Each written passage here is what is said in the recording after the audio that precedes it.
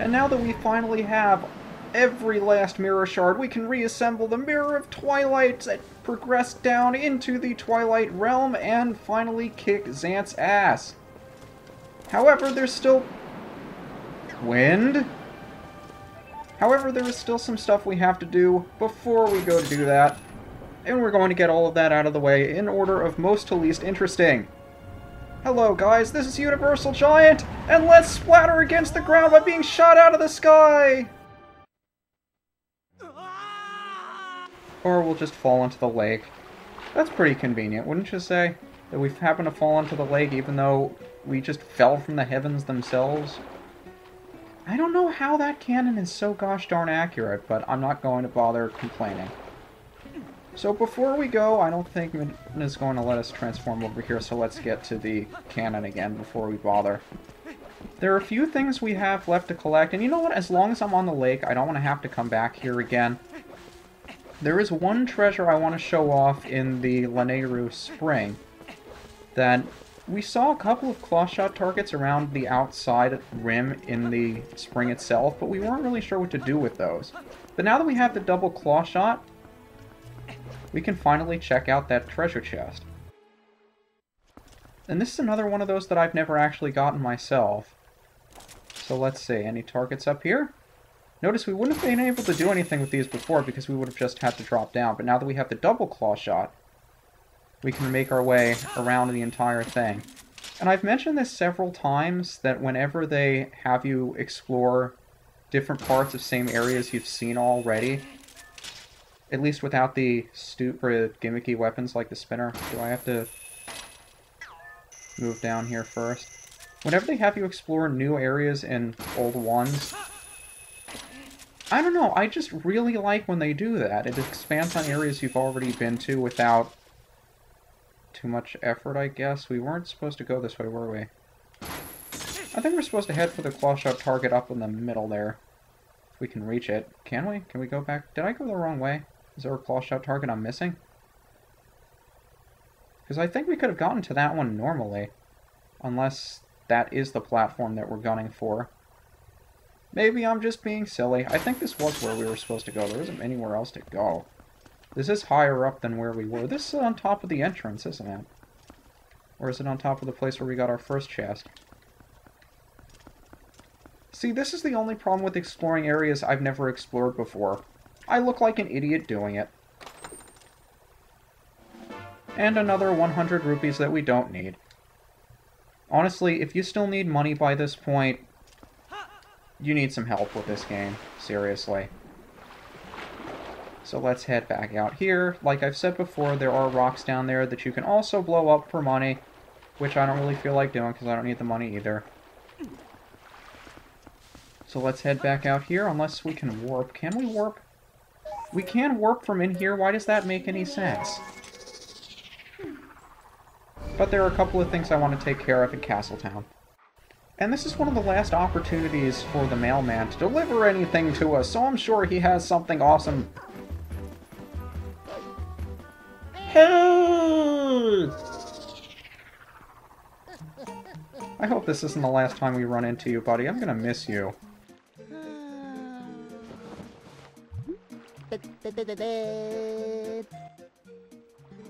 Well, one of those letters has something to do with the reason I came back here, but I'm not sure what the other letter is. So let's take a peek.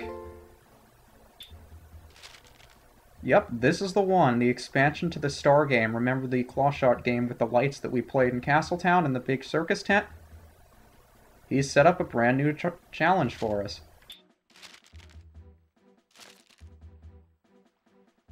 Oh, Ugu Jr. tried writing us a letter.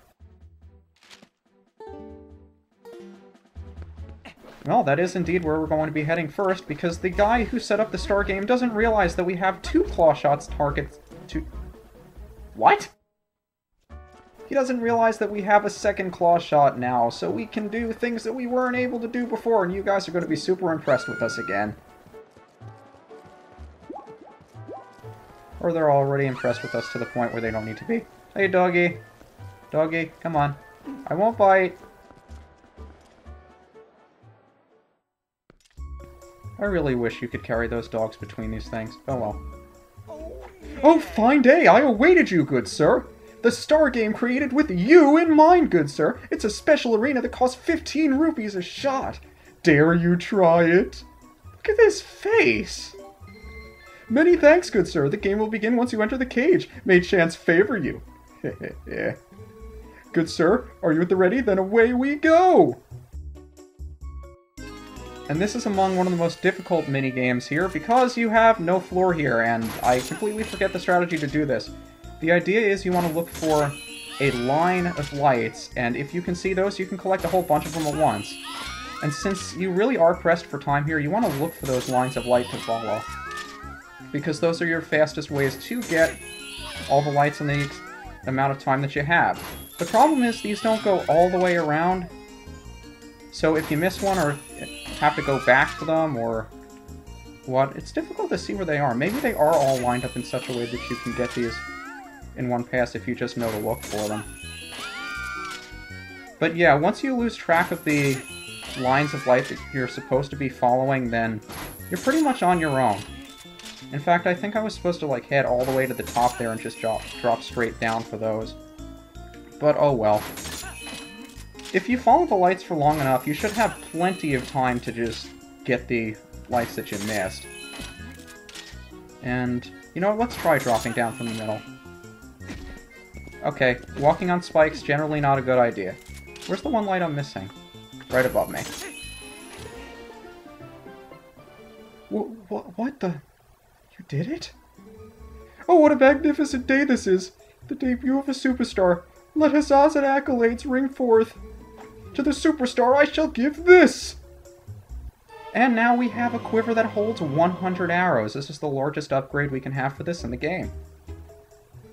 Congratulations! Yes, well, and truly. You've claimed what you sought. So you're likely all through, Many thanks for playing, good sir. Don't come again.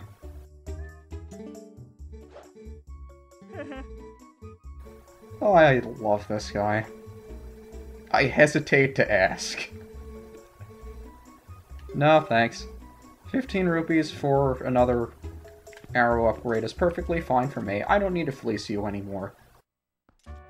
And as long as we're in Castle Town, I figure, well, I need some hearts, might as well talk to the ladies here again. But a few of you were interested in seeing what Fondani shows you if you haven't collected all of the heart pieces or figured out exactly where you're supposed to go yet. So I figure I'd show off her premonitions. Since there is one more heart piece that we have to get before we move on to the next area, and she should be able to show us where it is, because we've been to that area before. So let's see what she has to say. Now remember, you can check Career, which shows you where you're supposed to go next.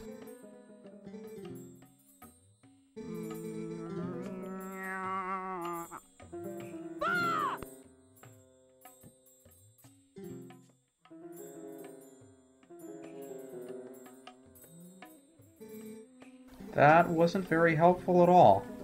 I was hoping it would show me a picture of where we were supposed to go, but okay. Perfectly fine. Show us where the next heart piece is, Fondani.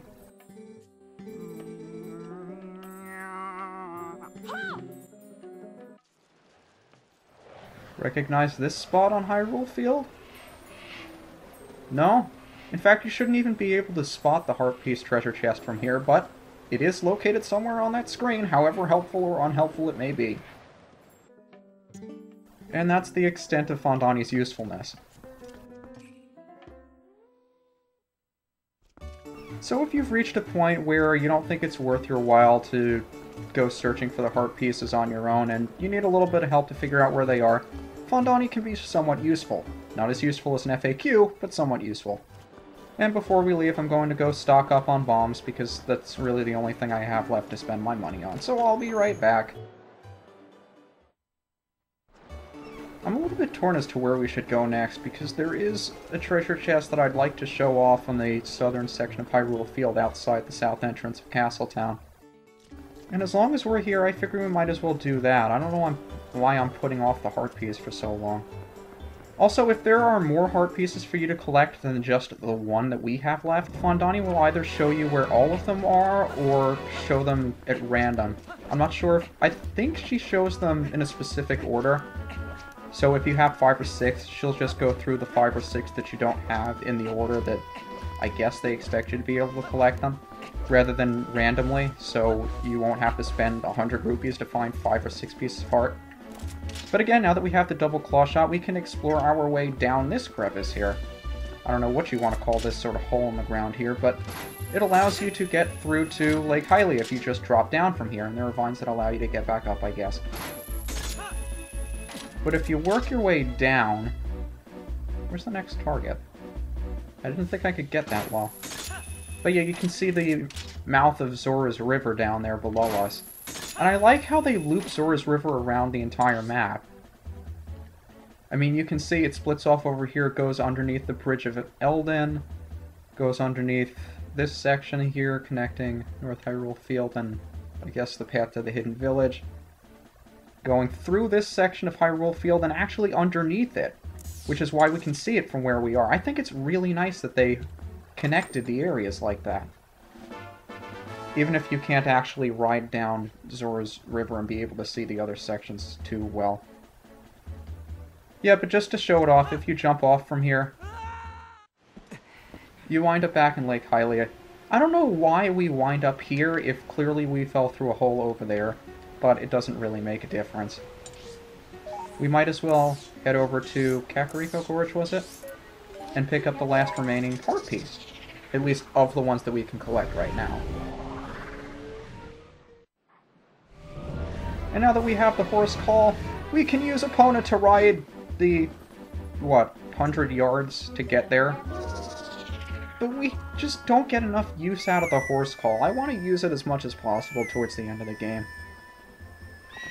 Honestly, I would have liked to have this at some point after the Arborer's Grounds, just because it would make getting around a lot easier, although you could argue being able to use warp points after that segment pretty much defeats the purpose of having a horse anyway. You're gonna die now. So if you remember, there was a heart piece towards the very beginning of the game that we used our Gale Boomerang to pull off the top of this rock here. But now that we have the double claw shot, what we can do is actually work our way around. If I can get there. Maybe I can't.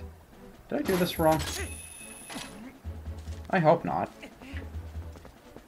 Looks like we should be able to get there from here. No? Am I missing something? Giant's being stupid again!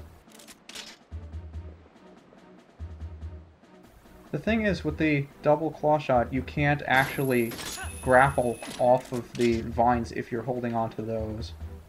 Oh, there it is. It blended in with the scenery!